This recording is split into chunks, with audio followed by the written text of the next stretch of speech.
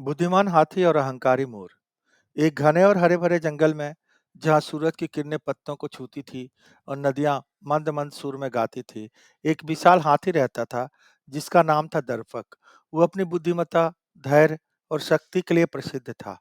हालांकि वह सबसे शक्तिशाली था, फिर भी वह विनम्र और सीखने के लिए हमेशा तैयार रहता था। उसी जंगल में चित्रांग नाम का एक मोर भी रहता था, जो अपनी सुंदरता पर अत्यधिक गर्व करता था। उसकी रंग-बिरंगी चमकदार पूंछ जंगल की शोभा थी, लेकिन इसी सौंदर्य ने उसे अहंकारी बना दिया था। वह खुद को सबसे श्रेष्ठ मानता था और अन्य जानवरों का मजाक उड़ाता। एक दिन चित्रांग झील के किनारे नृत्य कर रहा था, तभी एक कछुआ जिसका नाम मंदक था, धीरे-धीरे उसके पास आया और बोला, चित्रांग, तुम्हारे पंख सचमुच अद्भुत हैं, लेकिन अहंकार मत पालो। सुंदरता तो नश्वर है, लेकिन चरित्र ही इंसान या प्राणी की असली पहचान होती है। चित्रांग ने उपेक्षा से हंसते हुए कहा, तुम जैसे धीमे और साधारण प्राणी को सुंदरता की क्या समझ? मैं जंगल की शान हूँ, मेरी बराबरी कोई नहीं कर सकता। कछुआ मुस्कुराया और बोला, गर्व और अहंकार इंसान की बुद्धि को कमजोर कर देते हैं। हमें प्रशंसा और आलोचना दोनों को समान रूप से स्वीकार करना चाहिए, क्योंकि फूल को खिलने के लिए धूप और बारिश दोनों की जरूरत होती है। लेकिन चित्रांग ने उसकी बातों को अनसुना कर दिया और वहां से इठलाता हुआ चला गया। कुछ दिनों बाद चित्रांग की मुलाकात दर्पक हाथी से हुई। हाथी नदी में स्नान कर रहा था। चित्रांग बोला, हे दर्पक, तुम इतने विशाल और शक्तिशाली हो, लेकिन तुम्हें अपने बल का घमंड क्यों नहीं है? अगर मैं तुम्हारी जगह होता, तो पूरे जंगल पर राज करता।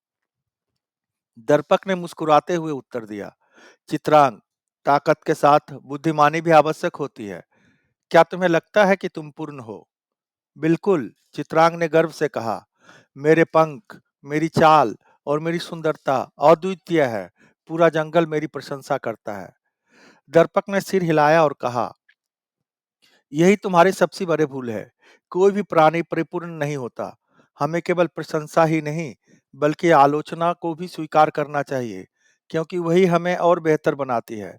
चित्रांग ने उसकी बातों को मजाक में लिया और उड़कर वहां से चला गया। उसी शाम अचानक काले बादल घिर आए और तेज आंधी चलने लगी। बारिश तेजी से बरसने लगी और पूरे जंगल में हड़कंप मच गया। नदी उफान पर थी, पेड़ गिर रहे थे और सभी जानवर अपने अपने ठिकाने ढूंढने लगे। चित्रांग, जो हल्की बारिश में इतराता था, अब तेज आंधी में फंस चुका था।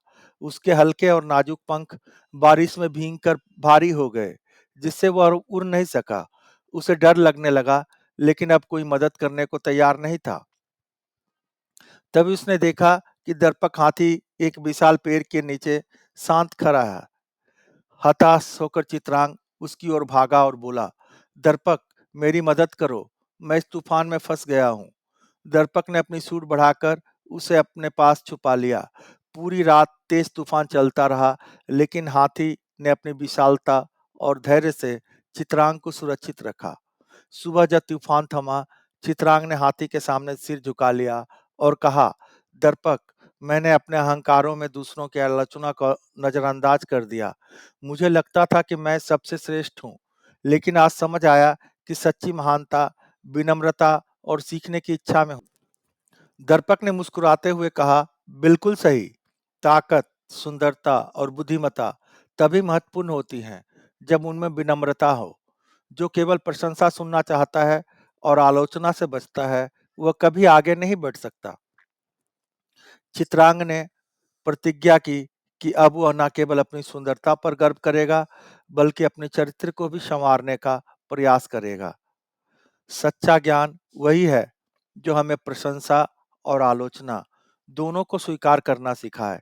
जैसे फूल को खिलने के लिए धूप और वर्षा दोनों की जरूरत होती है, वैसे ही जीवन में आगे बढ़ने के लिए हमें प्रेरणा और सुधार दोनों की आवश्यकता होती है।